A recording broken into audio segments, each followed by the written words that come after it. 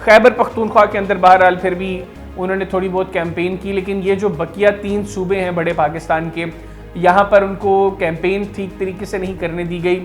और वो लोग जब निकलते थे बाहर तो फौरी तौर पर जो फोर्सेस हैं, पुलिस है ख़ास तौर पे, वो हरकत में आ जाती थी। कल को किसी तरीके पे उनको प्रेशराइज किया जाता है किसी कानून साजी को लेकर, किसी तरमीम को लेकर, तो किसी भी मामले में वो खिसक सकते हैं। तो लिहाजा अब फ्लोर क्रॉसिंग के ज़रिए वो डिस्क्वालीफाई हो जाएंगे। अब अगली मुश्किल क्या है इन 91 लोगों के लिए? अगली मुश्किल इनके लिए भी, और ख़ास तौर पे जो पंजाब में सूबाई असम्बली की नशस्त पर कामयाब होकर आए हुए अरकान, उनमें जो पहले से असम्बली का हिस्सा रह चुके हैं, इनमें बहुत बड़ा नंबर है जो 2018 के अंदर भी पाकिस्तान तहरीक इंसाफ के टिकट पर इलेक्शन जीत के पंजाब असम्बली का जो है वो हिस्सा बने थे।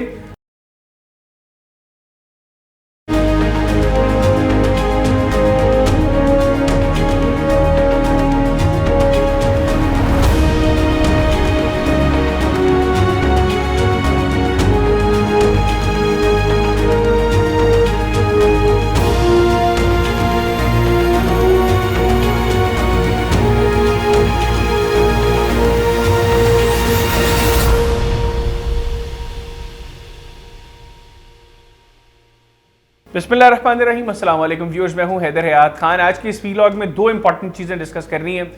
एक तो ये कि इतने दिन गुजर जाने के बावजूद पंजाब में काबीना का हतमी फैसला क्यों नहीं हो सका, और उस पर अब अपडेट क्या है, कौन कौन से नाम है जो फाइनलाइज कर लिए गए हैं, और कब तक एक्सपेक्टेड है कि पंजाब में कैबिनेट ओथ ले लेगी। दूसरा, सुन्नी इत्तेहाद काउंसिल या पाकिस्तान तहरीक इंसाफ के जो अब इलेक्टेड मेंबर्स हैं, आने वाले दिनों में कौन से बड़े चैलेंजेस हैं जिनका उनको सामना करना पड़ सकता है, इसको वीलॉग में डिस्कस करेंगे। तो आगाज़ में पहले यही बात करेंगे कि सुन्नी इत्तेहाद काउंसिल या पाकिस्तान तहरीक इंसाफ के जो कैंडिडेट्स हैं, आने वाले दिनों में कौन से बड़े ऐसे चैलेंजेस हैं जिनका उनको सामना करना पड़ सकता है। एक तो ये कि सबको पता है कि जिन हालात में इलेक्शंस हुए, पाकिस्तान तहरीक इंसाफ को हर मुमकिन कोशिश की गई कि इलेक्शन से आउट किया जा सके। पहले उनसे पार्टी संभल लिया गया, उसके बाद जो इंडिपेंडेंट्स थे पाकिस्तान तहरीक इंसाफ बैक्ड, उनको इलेक्शन में कैंपेन भरपूर तरीके से नहीं करने दी गई, ख़ास तौर पे पंजाब में, सिंध में, बलूचिस्तान में,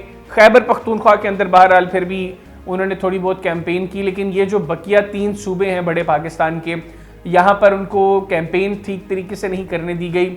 और वो लोग जब निकलते थे बाहर तो फौरी तौर पर जो फोर्सेस हैं, पुलिस है ख़ास तौर पे, वो हरकत में आ जाती थी और क्रैकडाउन शुरू हो जाते थे। काफ़ी मुश्किलात थी, लेकिन हमने देखा कि 8 फरवरी को जब पब्लिक निकली बाहर और उन्होंने अपनी राय का इजहार किया वोट के ज़रिए, तो बड़ी तादाद में पाकिस्तान तहरीक इंसाफ बैक्ड इंडिपेंडेंट्स जो हैं उनको कामयाबी हासिल हुई। अगली मुश्किल चीज़ उनके लिए ये थी कि अब वो इंडिपेंडेंट्स जो थे, अब चूंकि इंडिपेंडेंट कैपेसिटी में इलेक्ट हुए थे, तो वो किसी भी पॉलिटिकल पार्टी को ज्वाइन कर सकते थे। और एक्सपेक्ट किया जा रहा था कि जितना बड़ा नंबर अब पाकिस्तान तहरीक इंसाफ बैक्ड इंडिपेंडेंट्स का है, इसमें से एक बहुत बड़ा चंक वो निकल के दीगर जो पॉलिटिकल पार्टीज़ हैं उनको ज्वाइन करेगा, जिसमें मुस्लिम लीग नवाज़, पाकिस्तान पीपल्स पार्टी और एक बड़ा नाम इस्तेहकाम पाकिस्तान पार्टी का था कि बहुत से मेंबर्स जो हैं ये इस्तेहकाम पाकिस्तान पार्टी में जा सकते हैं।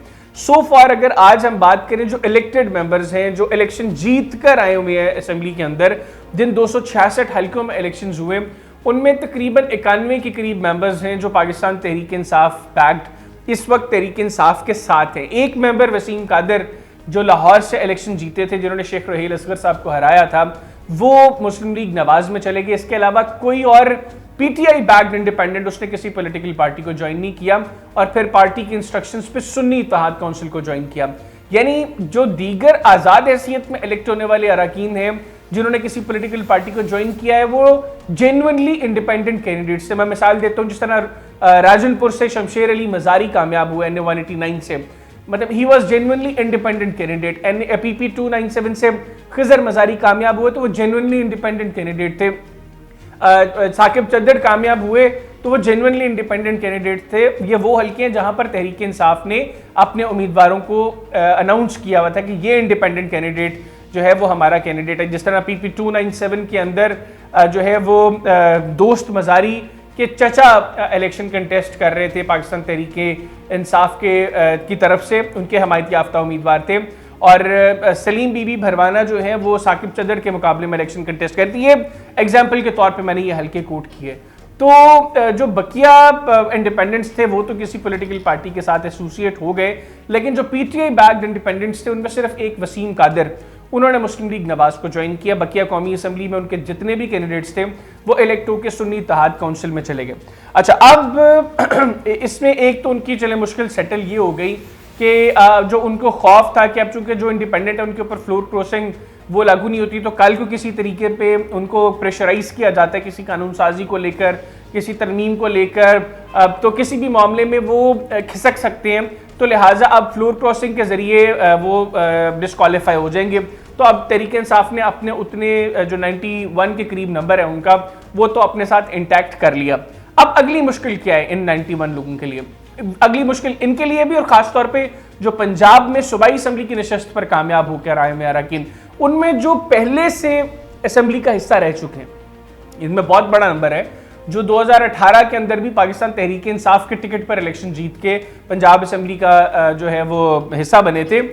उनके हवाले से जांच पड़ताल की जा रही कि कौन से उम्मीदवार ने अपने अपने हल्के में कितने कितने फंड्स खर्च किए हैं और कहां कहां पे घपले हैं, कहां कहां पे उनको फंसाया जा सकता है। उनके खिलाफ जो है वो आप कह लें कि सियासी इंतकामी कार्रवाइयों के लिए अब जांच पड़ताल की जा रही है। उन हलकों को खास तौर पे फोकस किया जा रहा है, उन लोगों के हलकों को जो पहले भी तहरीक इंसाफ के टिकट पर इलेक्ट होकर असेंबली का हिस्सा रह चुके हैं या किसी और पार्टी के टिकट पर इलेक्ट होकर असेंबली में का हिस्सा रह चुके हैं। तो उन्होंने जो अपने हलकों में तरक्याती काम करवाए हैं, जो स्कीम्स लेकर आए थे, वो उनमें जो है वो बड़ी बारीकी से देखा जा रहा है कि कहां कहां किस किस को फंसाया जा सकता है। दूसरा, यहां पर एक बड़ा आराम से जो केस बन जाता है किसी के भी खिलाफ, वो है एसेट्स बियॉन्ड मींस का जो केस है। तो वो लोग जिनके खिलाफ कोई चीज नहीं मिल पा रही, उनके खिलाफ आमदन से जायद असासों के केसेस की फाइलें तैयार हो रही हैं और किसी भी वक्त ये फाइलें नैब में अप्रूवल के लिए चली जाएंगी और अप्रूवल के बाद इनके खिलाफ बाकायदा तौर पर कार्रवाइयां शुरू कर दी जाएंगी। एक तो अभी उनको ऑलरेडी जो प्रॉब्लम्स हैं वो 9 मई के और 9 मई के बाद इलेक्शंस तक के जो मामला थे उनके मुख्तलिफ केसेस उनके ऊपर किए गए हैं, जिनमें उनकी पेशियां होती हैं, कुछ तो अरेस्ट है, जो बाहर है उनकी पेशियां होती हैं और वो हर पेशी पे जाकर कोर्ट्स का सामना करते हैं। और दूसरा, अब ये जो मैंने आपको बताया कि किसी भी वक्त नैब में उनके केसेस की अप्रूवल हो जाएगी और जिनकी स्कीम्स में कोई थोड़ी बहुत भी करप्शन है उनके खिलाफ भी केसेस बनेंगे और जिनकी स्कीम्स में करप्शन नहीं है उनके खिलाफ आमदन से जायद असासों के केस बनाए जाएंगे और इस तरीके से उनको अंडर प्रेशर करने की कोशिश की जाएगी। ये तो होगी एक चीज जो हमने आज के व्लॉग में डिस्कस करनी थी। अब देखते हैं कि किस तरीके से सुन्नी इत्तेहाद काउंसिल के ये जो मेंबर्स हैं, ये अगला जितना भी टर्म ये जितनी भी देर ये गवर्नमेंट रहती है, तो इसके जो कार्रवाइयाँ हैं, जो इंतखाबी कार्रवाई, उनको किस तरीके से फेस करती हैं। अब जो दूसरी चीज मैंने आपको बताई थी पंजाब काबीना के हवाले से, देखिए इस वक्त पंजाब में चीफ मिनिस्टर को इलेक्ट हुए काफी दिन गुजर चुके हैं और पहले से ही सारी कैबिनेट के हवाले से नामों पर मुशावरत हो चुकी थी। तो क्या वजह है कि अभी तक पंजाब में काबीना के हतमी तौर पर नाम फाइनल अनाउंस नहीं किए जा सके? इसमें एक तो आज के दिन का इंतजार किया जा रहा था कि शहबाज शरीफ साहब ओथ ले लें एज प्राइम मिनिस्टर, उसके बाद किसी भी वक्त इन नामों की अनाउंसमेंट हो जाए और उसके बाद पंजाब के अंदर जो कैबिनेट है वो बाकायदा तौर पर ओथ ले। सो फार जो इस हवाले से चीज़ें सामने आई हैं, जिन लोगों के नाम सामने आए हैं, इनमें कुछ नए नाम भी हैं और कुछ पुराने नाम हैं जो दोबारा कैबिनेट का हिस्सा होंगे। जो इनिशियल 16 मेंबर कैबिनेट जो है उसके हवाले से जो नाम सामने आ रहे हैं उसमें मरीम औरंगजेब साहिबा का नाम सर फहरिस्त है।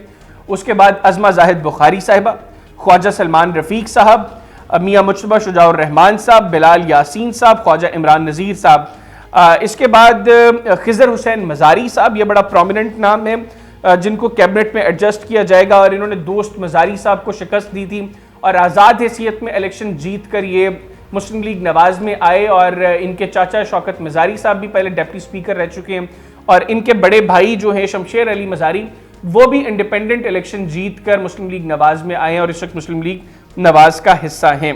इनके जो फादर इन लॉ हैं आतिफ मज़ारी साहब, वो भी पहले मुस्लिम लीग नवाज के टिकट पर पंजाब असम्बली के मेंबर रह चुके हैं। तो खिज़र मज़ारी साहब एक नया नाम होंगे जो इस कैबिनेट का हिस्सा होंगे। इसके अलावा शेर अली गोरचानी साहब, राहिला खादिम हुसैन साहिबा, सिब्तैन रज़ा बुखारी साहब, अयूब गादी साहब, फैसल खोखर साहब जो लाहौर से इलेक्शन जीते हैं, नौजवान हैं, यावर जमान साहब, अहमद खान लगारी साहब, ये 14 नाम है। इनिशियली जो 16 मेंबर कैबिनेट फाइनलाइज हुई है उसमें ये 14 नाम है मुस्लिम लीग नवाज से। 2 नाम इन्होंने इत्तेहादी जमातों से लिए हैं, जिनमें मलिक गजनफर अब्बास छीना साहब, ये इस्तेहकाम पाकिस्तान पार्टी में इस वक्त हैं, आज़ाद हैसियत में इलेक्शन जीते थे और अब इस्तेहकाम पाकिस्तान पार्टी में शामिल हो चुके हैं। तो गजनफर अब्बास छीना साहब को कैबिनेट में शामिल किए जाने का इम्कान है। और पाकिस्तान मुस्लिम लीग काफ के चौधरी शाफे हुसैन साहब, ये 16 मेंबर कैबिनेट है जो फाइनलाइज हुई है इस पर रिपोर्ट्स। और अब आने वाले किसी भी लम्हे इनका अनाउंसमेंट हो जाएगी और उसके बाद ये ओथ लेकर बाकायदा काम शुरू कर देंगे। तो आज के इस वीलॉग में ये 2 इंपॉर्टेंट चीज़ें थी जो हमने आपके साथ डिस्कस करनी थी। उम्मीद करते हैं आपको वीलॉग पसंद आया होगा। अपनी राय हमें कमेंट सेक्शन में ज़रूर दीजिएगा। अल्लाह हाफिज़। पाकिस्तान जिंदाबाद।